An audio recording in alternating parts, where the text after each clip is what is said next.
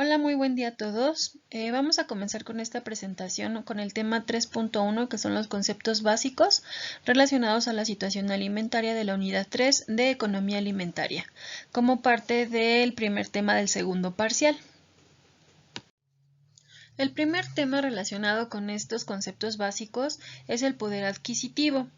El poder adquisitivo se conoce como la capacidad que se tiene para obtener la posesión de una cosa, un bien o un servicio, llámese alimentos, vestimenta, educación, servicios médicos, etc. Los estados más afectados o con el menor nivel de poder adquisitivo en nuestro país es el estado de Quintana Roo, de Nayarit y de Baja California. El poder adquisitivo de los mexicanos se ha visto modificada a lo largo del tiempo. En el 2006, un mexicano promedio ganaba 206.46 pesos por una jornada laboral. A finales del 2011, ese mismo trabajador tenía un ingreso de 199,10 centavos. Es decir, que si a esta disminución del ingreso de un salario se le suma el aumento de los precios de todos los productos de la canasta básica, entonces el poder de compra ineludiblemente será el mayor afectado, y el poder de compra es precisamente este poder adquisitivo. El poder adquisitivo entonces del salario mínimo perdió un 76.3% en los últimos 25 años en los mexicanos. Para el 2019, el diario Reforma reportó que el poder adquisitivo tuvo un incremento de 3.78% anual, esto muy relacionado con el aumento del salario mínimo, que fue de las primeras estrategias económicas que implementó la actual administración. Los bajos salarios en México, así como la disminución en el poder de compra de los mexicanos y la inflación, ha provocado la modificación de las ventas y han surgido empresas que realizan ventas a plazos, modificando así el poder de compra de los mexicanos y garantizando el acceso a insumos y a servicios. Sin embargo, este poder de compra, al no basarse exclusivamente en los ingresos profesionales del individuo, puede generar un sobreendeudamiento para las familias mexicanas, ya que se adquieren productos a largo plazo que se pagan hasta en 100 o 200% más caros de su precio real. El siguiente concepto es el de crisis económica. Esta pertenece a la fase de la evolución de un ciclo económico que está caracterizado por efectos negativos. Se caracteriza por ser un periodo de escasez en la producción, comercialización y consumo de productos y servicios de todo tipo, básicos y secundarios. Y principalmente la crisis económica se va a dar en una fase de descenso. En esta diapositiva tenemos el ciclo económico que se mencionó en la diapositiva anterior. Es un ciclo que, como ustedes ven, puede tener un inicio o un final en cualquiera de las etapas en las que se empiece a leer. La primera y está marcada, subrayada, es el descenso, que es en donde viene involucrado el concepto anterior de crisis económica. Este se va a caracterizar por la caída de todos los indicadores. Como ya se mencionó, es caída de indicadores de producción, comercialización y consumo de cualquier bien o servicio. Una vez que se pasa esta crisis económica o este descenso, en este ciclo económico se da una etapa de recesión. La etapa de recesión se caracteriza por ser un descenso que se puede extender por más de 2 trimestres consecutivos, es decir, hay una estabilización en esta caída de indicadores y se conoce como recesión si tiene un periodo más prolongado. Después viene la etapa de reactivación. En esta etapa de reactivación lo que se busca es que los índices de comercialización, producción y consumo vuelvan a subir y se dé el comienzo de la siguiente etapa, que es el ascenso. En el ascenso aumenta la actividad económica hasta lograr el auge económico de un país. Es bien cierto que en todas estas fases no hay un periodo establecido, es decir, no hay una periodicidad con la cual se puede entender que del descenso se pasó a la recesión y de la recesión a la reactivación y de la reactivación al ascenso. Aquí lo importante es obviamente que cada economía se va a comportar de manera diferente y con base en las características sociales y demográficas y también políticas de ese país. Si bien es cierto y vale la pena mencionarlo, es que México se encuentra en una etapa de recesión desde hace varios años. No se ha podido reactivar la economía como se esperaría y algo que mantuvo al país en crisis económicas en un periodo prolongado también han sido los actores políticos. Actualmente la transformación del nuevo poder político en la federación, pasar de una situación neoliberal a la situación social que está planteando la cuarta transformación, es lo que puede hacer que esta crisis económica permanezca durante más tiempo. El siguiente concepto es el de canasta básica. La canasta básica es un subconjunto de productos, bienes y servicios que pueden estar satisfaciendo necesidades diversas en la población mexicana. Se compone por más de 80 bienes y servicios en diferentes categorías y bueno, estos productos están incluidos en el cálculo del Índice Nacional de Precios al Consumidor. Son 8 categorías en las que están clasificados los diferentes bienes y servicios que componen la canasta básica en México.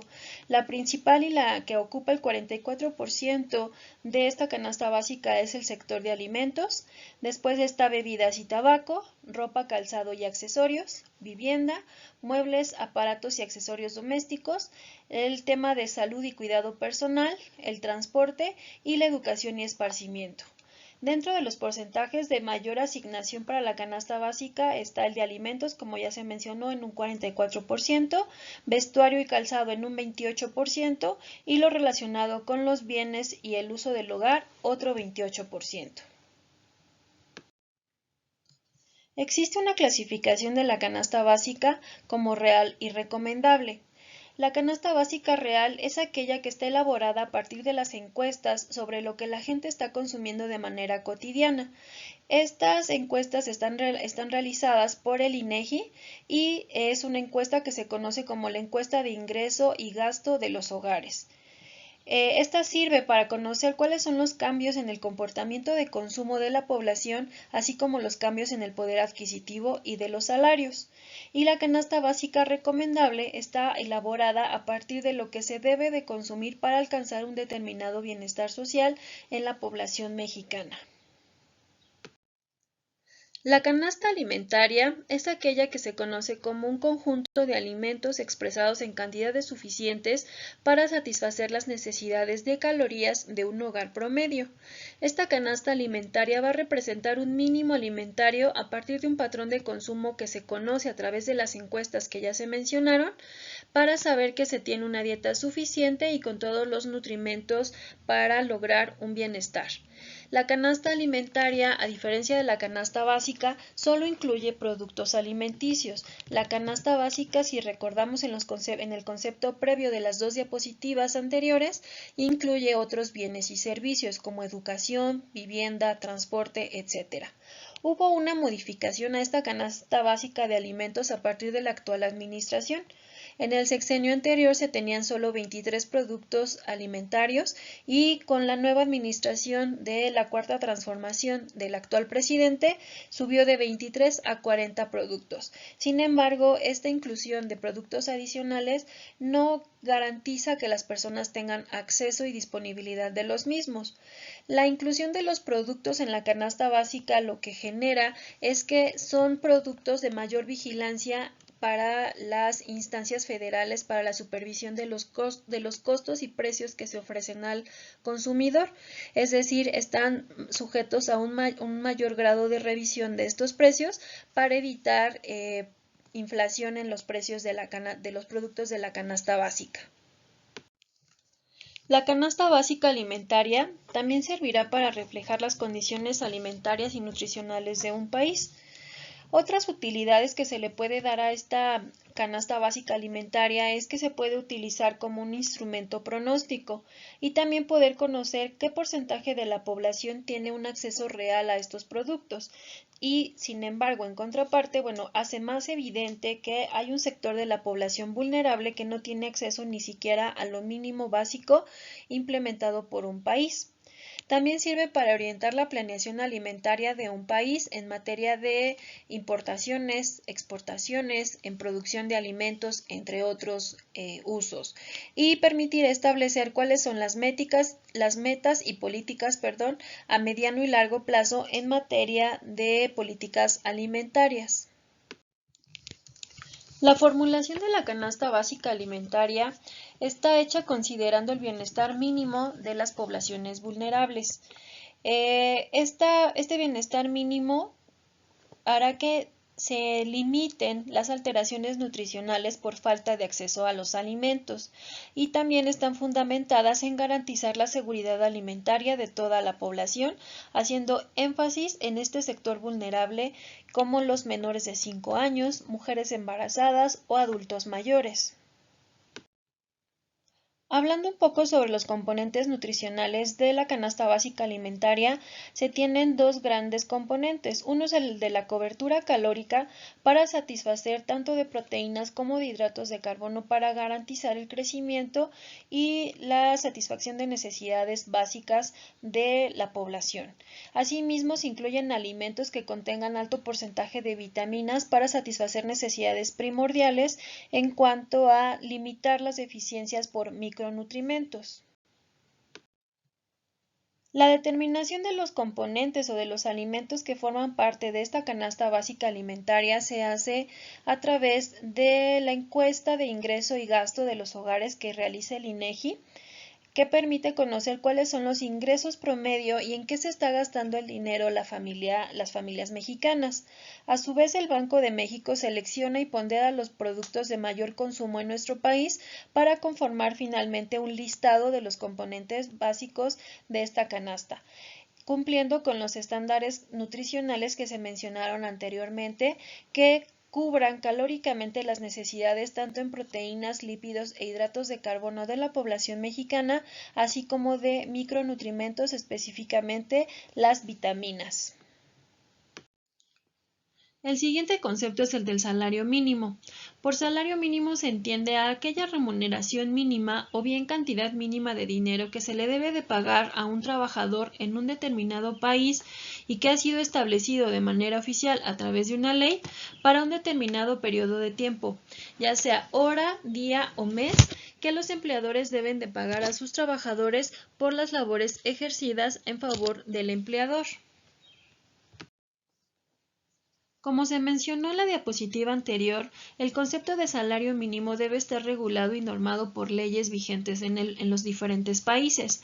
En México está regulado por el artículo 123 de la Constitución Política de los Estados Unidos Mexicanos y por la Ley Federal del Trabajo en el artículo 90, que a la letra dice que el salario mínimo es la cantidad menor que debe recibir en efectivo el trabajador por los servicios prestados en una jornada de trabajo. Este salario mínimo deberá ser suficiente para satisfacer las necesidades normales de un jefe de familia en el orden material, social y cultural y para proveer a la educación obligatoria de los hijos. En nuestro país el salario mínimo está fijado por la Comisión Nacional de Salarios Mínimos, que se conoce como CONASAMI.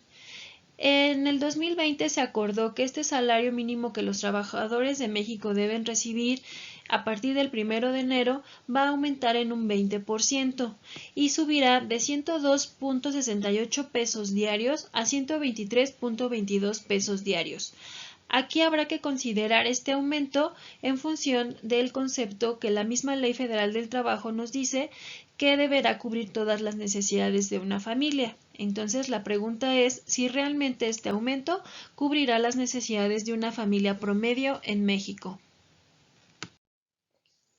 Es importante señalar que durante la administración de Enrique Peña Nieto se unificó el salario mínimo y esta estrategia obedecía a que todos los sectores del país, geográficamente hablando, recibirían el mismo pago por los servicios.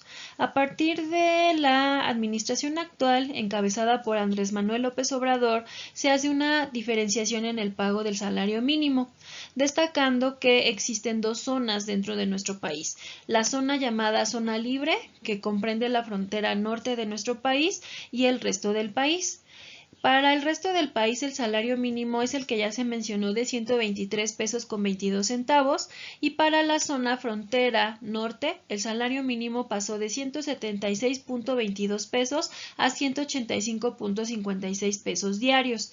Esto obedece principalmente a respetar los precios que se están cambiando constantemente con el dólar y las actividades comerciales fronterizas que tienen un alto impacto en la economía de nuestro país. En esta diapositiva se tiene un análisis hecho por las autoridades el año pasado en el que se dice que el salario mínimo se encuentra en recuperación. Se hace un análisis a partir del año 2013 al año 2019 en el cual se va evidenciando el porcentaje de incremento anual que se ha tenido cada año.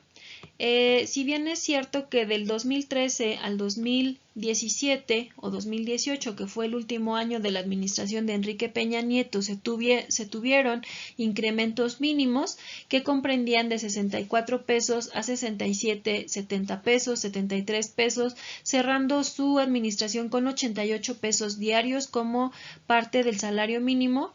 Se tiene un incremento importante del 16.21% en el primer año de la administración de Andrés Manuel López Obrador y en el actual año se tuvo un incremento del 20%, es decir, ha sido el incremento más elevado que se ha tenido en materia del salario mínimo, pero la pregunta es si esto realmente está beneficiando a la población mexicana, ya que el porcentaje de incremento anual que se tiene en el salario mínimo no corresponde con los porcentajes o las tasas de inflación que se presentan en todos los bienes y servicios, sobre todo los que comprenden la canasta básica de alimentos y la canasta básica general.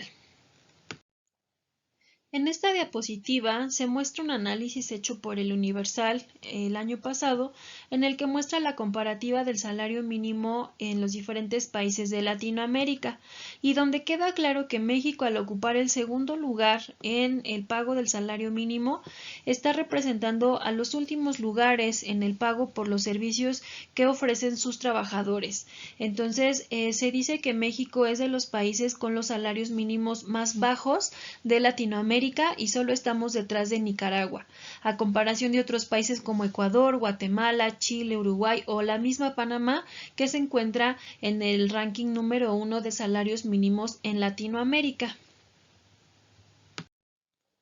En esta diapositiva tenemos un comparativo que hizo la UNAM en el año 2015 en comparación del salario mínimo versus los precios de los productos de la canasta alimentaria recomendable. En las barras claritas o grises tenemos el salario mínimo nominal que se pagaba para ese año y en las barras rojas o rositas tenemos el precio diario que reportan los productos de la canasta alimentaria recomendable. Si ustedes se dan cuenta, en la gráfica se comienza con un análisis en 1987, 1994, el año 2000, 2006, 2013, 2014 y 2015. A partir del año 94, cuando fue una de las primeras crisis fuertes en México, se ve que los precios están muy por encima del precio real o del salario real de las familias mexicanas. Sin embargo, conforme avanza el tiempo, esa brecha que se da entre el precio real de un producto de la canasta alimentaria recomendable versus el salario mínimo nominal que reciben los trabajadores se va haciendo más amplia, hasta el 2015 en donde la barra de los precios que comprenden los productos de la canasta alimentaria real está 200% por encima de lo que gana el mexicano con el salario mínimo que se pagaba en ese momento.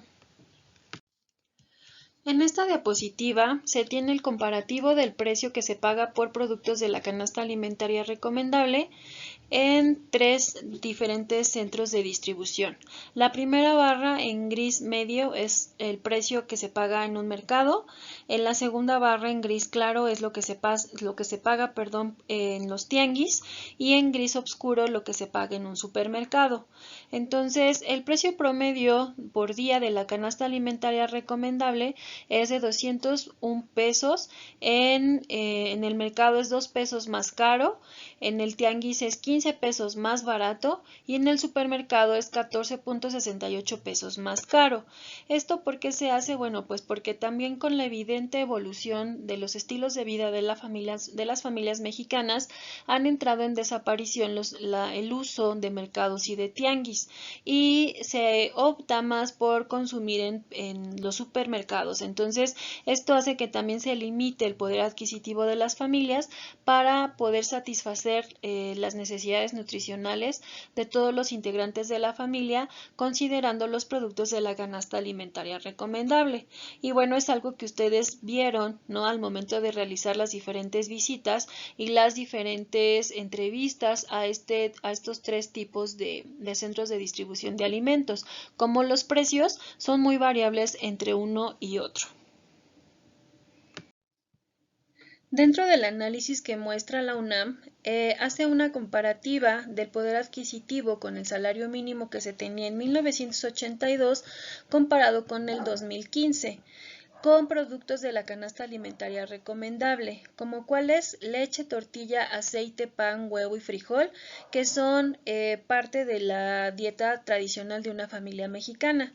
Por ejemplo, en 1982, con el salario mínimo que se tenía, se podía comprar hasta 18 litros de leche. Para el 2015, el poder adquisitivo de este producto eran 4 litros. Se dejan de comprar 14 litros de leche por estos cambios en el salario mínimo y sobre todo con la inflación. La tortilla se podían comprar 51 kilos en el año de 1982. Para el 2015 se podrían comprar para una familia mexicana solo 6 kilos. Y así para cada uno de estos alimentos ha habido una disminución muy drástica.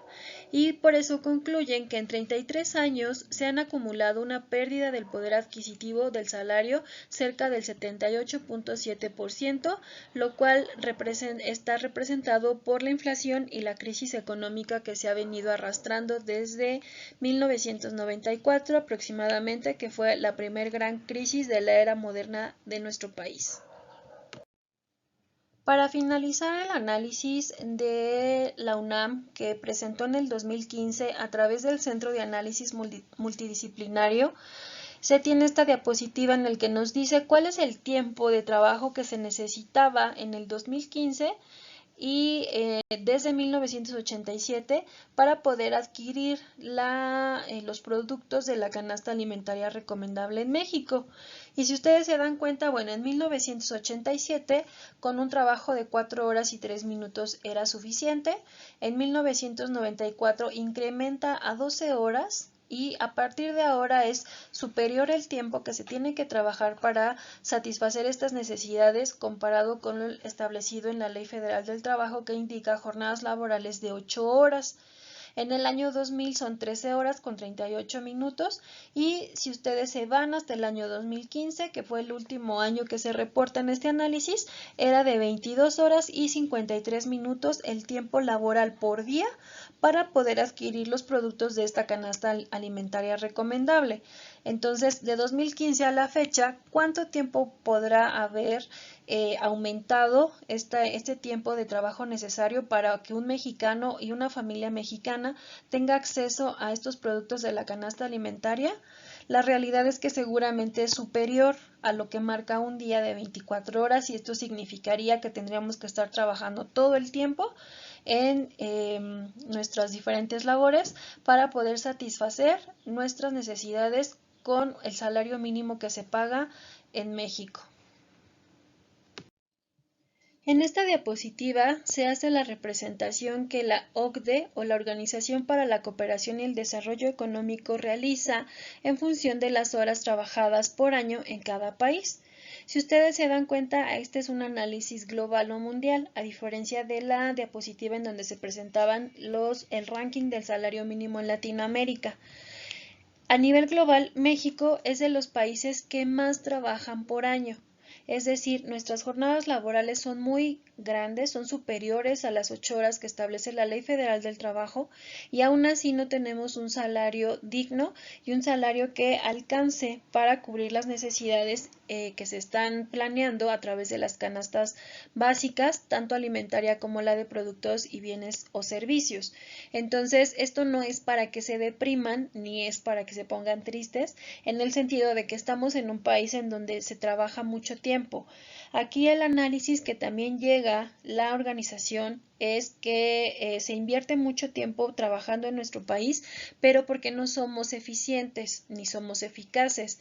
Es decir, cubrimos un horario laboral, pero no entregamos resultados. Entonces, aquí la motivación y la invitación es para que evidentemente el tiempo que se invierta en un trabajo sea de calidad, sea eficaz y sea eficiente y se entreguen resultados en tiempos establecidos de manera adecuada. Entonces, este análisis, bueno, nos lleva a hacer esta reflexión de qué tanto como mexicanos estamos colaborando para salir de esta crisis económica. Bien, en esta diapositiva se tiene un análisis que se realizó en el año 2015, donde se compara el salario mínimo con el precio de la gasolina. La barra azul claro o azul aqua es el salario mínimo de cada uno de los países y la barra azul fuerte es el precio de la gasolina. En México, para que un trabajador que gane el salario mínimo pueda obtener un litro de gasolina, deberá trabajar 1 hora y 22 minutos. En España, por ejemplo, basta 16 minutos de su jornada laboral para poder comprar este litro de gasolina y en Australia solo 4 minutos. Entonces, en el círculo amarillo que ustedes ven es el porcentaje del ingreso necesario por hora para poder comprar un litro de gasolina. Entonces es por eso que el mexicano tendrá que invertir 1 hora y 22 minutos y este círculo representa este 137% del ingreso necesario para satisfacer esta necesidad.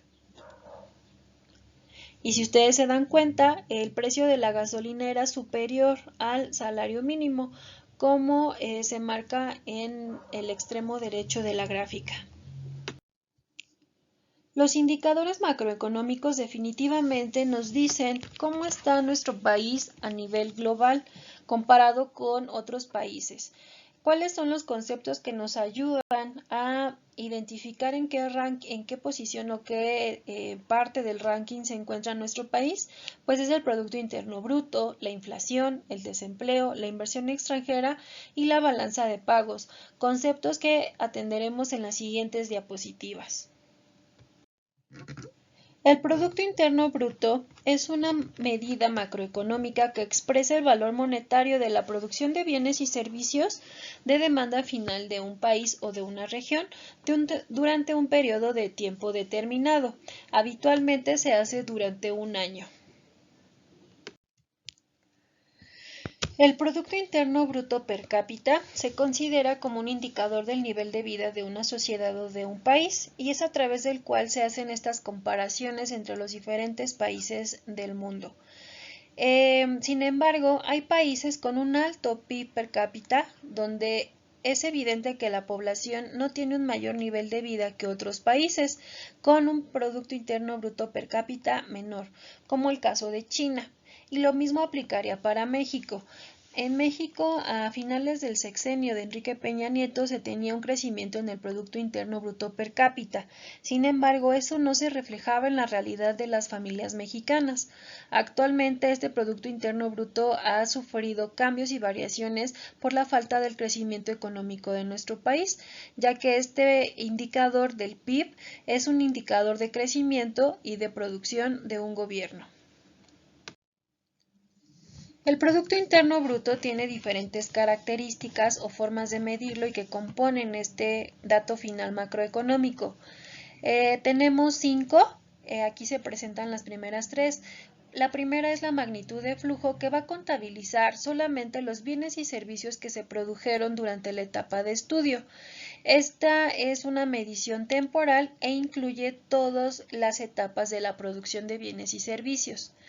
La segunda es la producción final, que únicamente medirá la producción final o el producto final de un bien o un servicio que se haya elaborado durante este periodo, a diferencia de la magnitud de flujo que sí considera las etapas intermedias y las materias primas que se utilizaron para obtener este bien o servicio. El tercero es el Producto Interno Bruto Verde, que es una modificación al Producto Interno Bruto convencional, ya que va a agregar valor si es que el país está considerando nuevas estrategias como la utilización de energías verdes, etcétera, en materia de sustentabilidad. Entonces, si se tienen los recursos, va a sumar al Producto Interno Bruto final. Los otros dos componentes del Producto Interno Bruto es el Índice de Desarrollo Humano y el cálculo de la huella ecológica y de la huella hídrica. El índice de desarrollo humano está compuesto por tres componentes. El primero es la esperanza de vida, la educación y lo que contribuye el Producto Interno Bruto per cápita. La esperanza de vida en los países desarrollados es mayor que en los no desarrollados. Esto gracias al alcance de los recursos tecnológicos y de la infraestructura médica que pueda tener una sociedad para la atención de problemas de salud. En los países que no tienen una adecuada infraestructura en temas de salud, pues tendrán una mayor mortalidad de personas en etapas tempranas o de manera súbita y por enfermedades que son prevenibles en cualquier otro sistema de salud. Con respecto a la educación, lo que se mide es la tasa de alfabetización de los adultos, cuál es la tasa bruta combinada de matriculación en educación primaria, secundaria y superior, para valorar cuál es el alcance de el servicio educativo para toda la población, qué tan accesible es para la población tener acceso a estos recursos. Evidentemente, poblaciones donde no tienen una suficiente infraestructura educativa y económica, pues las tasas de niños que estén en escuelas o que estén matriculados en una escuela, pues son muy bajas. Y obviamente el Producto Interno Bruto per cápita permite incluir un análisis del índice de desarrollo humano. Dentro de la huella ecológica o de la huella hídrica, si se tienen prácticas convencionales con alto impacto al medio ambiente, entonces estas actividades afectan de manera negativa tanto el índice de desarrollo humano como el Producto Interno Bruto, y entonces es necesario hacer un cambio para el uso de las energías verdes y a través del cálculo de un Producto Interno Bruto verde apostar por nuevos recursos energéticos que disminuyan el impacto al medio ambiente. En esta diapositiva se presenta cómo está el desarrollo humano en México. Y bueno, se tienen 4 tonalidades en el mapa. La que es el color vino es aquellos municipios con un índice de desarrollo humano muy alto. En azul claro es aquellos municipios con un índice de desarrollo humano alto. Y en un azul más oscuro aquellos municipios con un índice de desarrollo humano medio. En naranja aquellos municipios con un índice de desarrollo humano muy bajo. Entonces, el 58% de la población se encuentra en un índice de desarrollo humano medio y un 33% con un índice de desarrollo humano alto. Sin embargo, bueno, la comparativa que hace este gráfico es que se tiene tanto población mexicana viviendo como en Suiza, como lo marca el desarrollo humano muy alto, que está ubicado principalmente en la alcaldía Benito Juárez de la Ciudad de México. Y también se tiene población mexicana que tiene un índice de desarrollo humano similar a países africanos, ¿no? Como cuáles en Guerrero, en Cochapa el Grande, se tiene a población que tiene este índice de desarrollo humano muy bajo. Entonces, el contraste del índice de desarrollo humano en México es muy alto.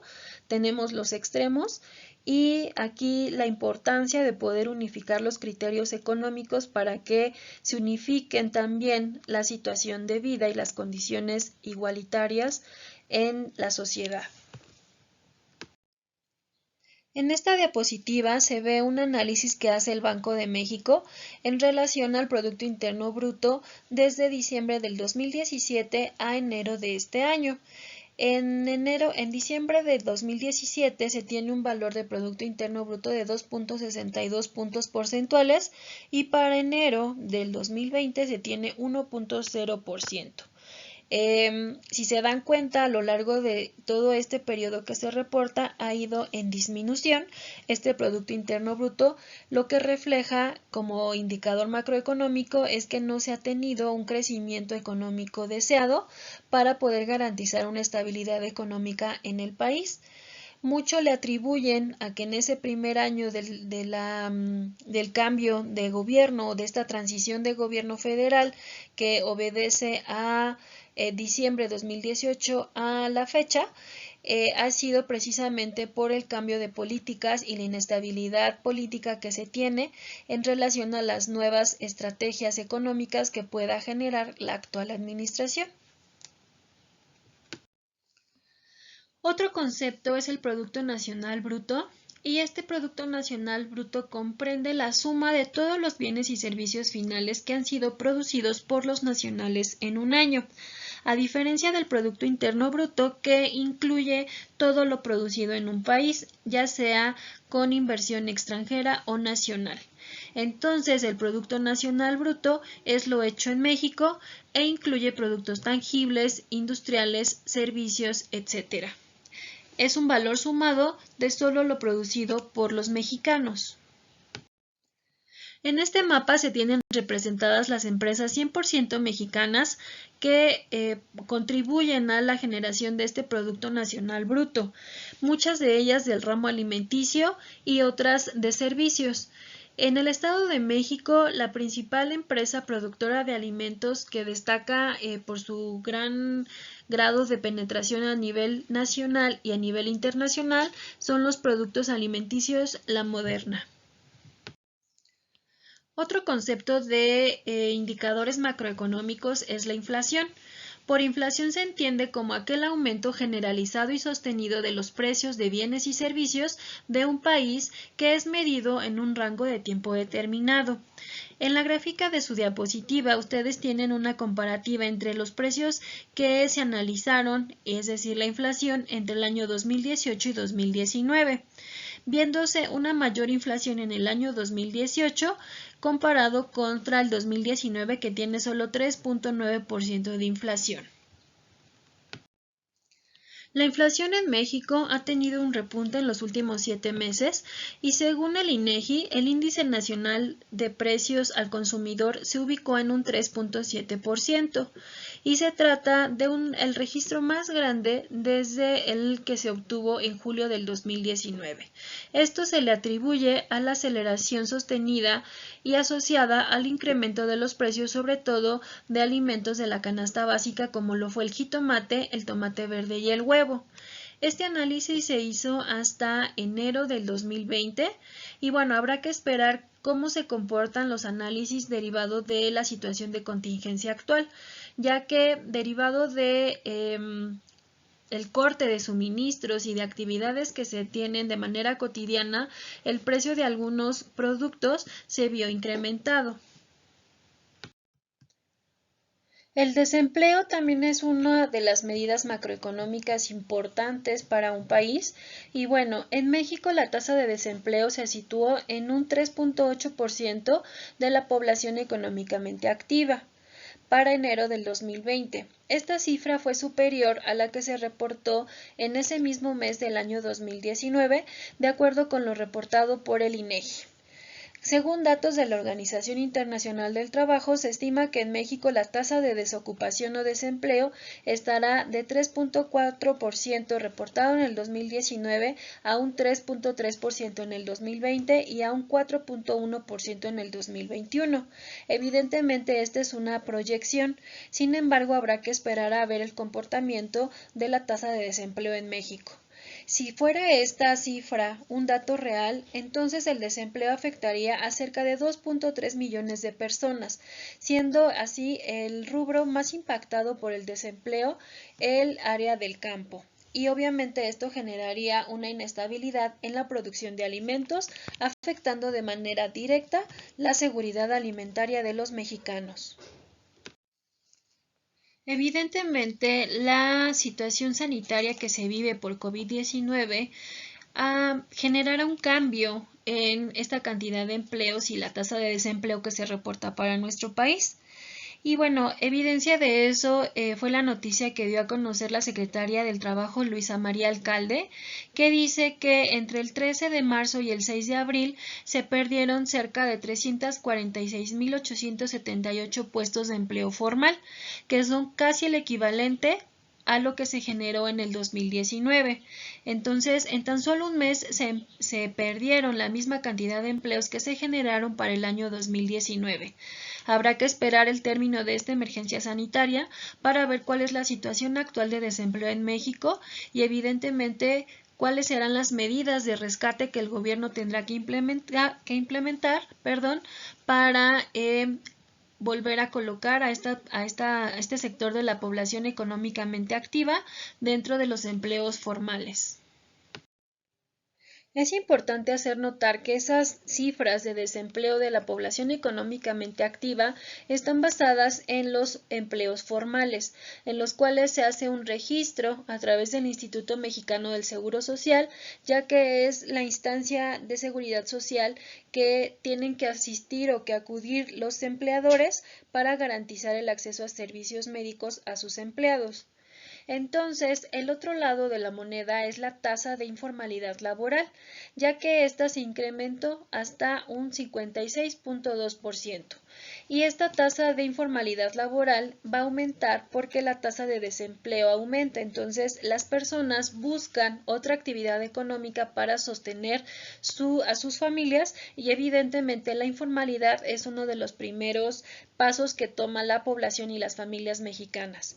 La mayor parte de la población laboral del país se encuentra en esta situación vulnerable, ya que son los primeros afectados ante situaciones de crisis como la que hoy en día estamos viviendo. La informalidad será la primera afectada, ya que no tiene ingreso fijo directo o que sea permanente, sobre todo en el dispendio de alimentos. Y otra situación importante es que este porcentaje de la población carece de un sistema de seguridad social. Entonces, en cuanto ellos tengan alguna situación de enfermedad, no pueden acudir directamente a un servicio médico que esté garantizando este acceso para ellos a través de su empleo. Entonces, esto genera que haya un gran sector de la población que no tenga acceso directo a un servicio médico y por lo tanto el país tendrá que dar las estrategias necesarias para atender a este sector de informalidad en nuestro país que cada vez es más creciente. Es importante conocer la tasa de desempleo de personas económicamente activas y la tasa de informalidad laboral para medir la sensibilidad de la economía de un país y entonces permitir a los tomadores de decisiones realizar políticas públicas que estén enfocadas a mejorar el desempeño de la población y favorecer el crecimiento económico de un país. Otro concepto es la inversión extranjera directa. Este concepto macroeconómico se refiere a la apuesta que realizan aquellas empresas que desean la internacionalización y expandir el mercado de sus productos dentro de otro territorio nacional. En cuanto a este tema de la inversión extranjera directa, existen buenas perspectivas para nuestro país, ya que se dice que existen dos factores para captar una mayor cantidad de inversión extranjera. La primera es la ratificación tan esperada del TEMEC, que es el tratado entre México, Estados Unidos y Canadá, que es esta segunda parte o la variante o actualización de lo que fue el Tratado de Libre Comercio de América del Norte. Y el segundo es la guerra comercial en curso entre Estados Unidos y China, lo cual puede favorecer la llegada de cerca de 300.000 millones de dólares para inversión extranjera en nuestro país.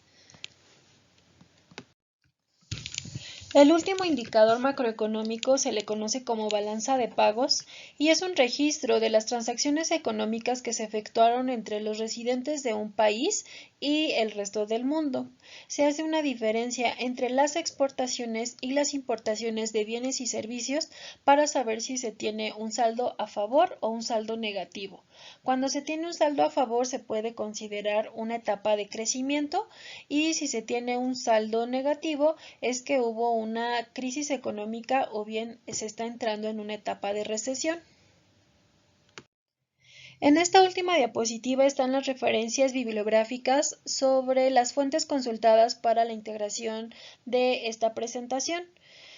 Evidentemente, la situación actual de contingencia modificará drásticamente todos los datos en relación a los conceptos vistos en esta presentación.